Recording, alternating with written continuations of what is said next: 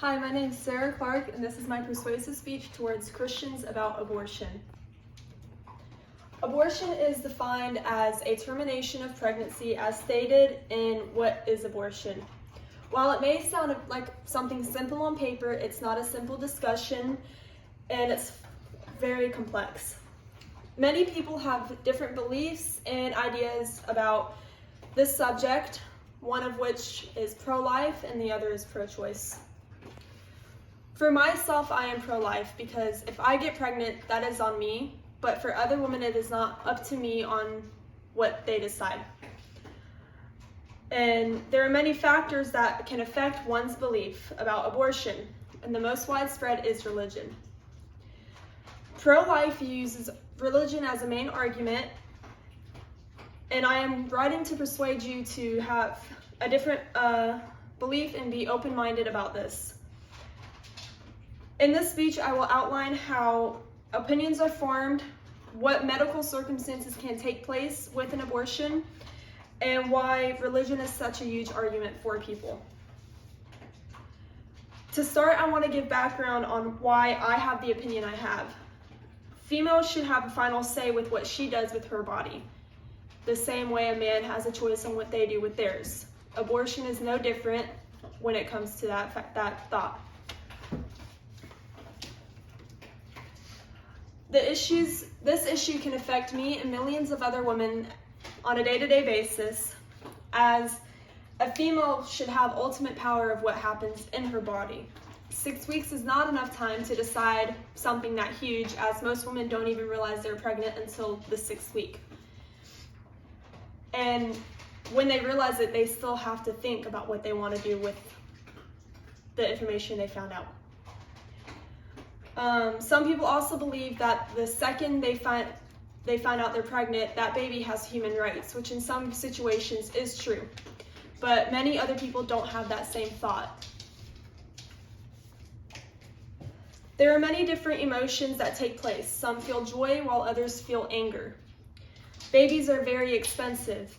The first year alone costs more than $12,000 with the necessities, the food, the appointments, the clothes, the diapers, and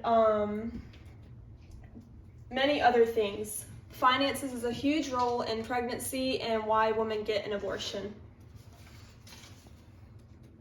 Judgment also happens a lot on a day-to-day basis, and women often get judged on how they parent. And if they provide too much or too little for their child, they're judged. There are many things that someone could be judged about with having an abortion. Whether it's money, health issues, them not being ready, or they're raped, or incest takes place. More reasons they have an abortion is it interferes with personal goals that can happen, or they just don't feel old enough to handle a child. Medical reasons for having an abortion is to save a woman's life, to preserve their mental health, because that is a huge, important thing. And if your mental health isn't good, then how can you care for a child?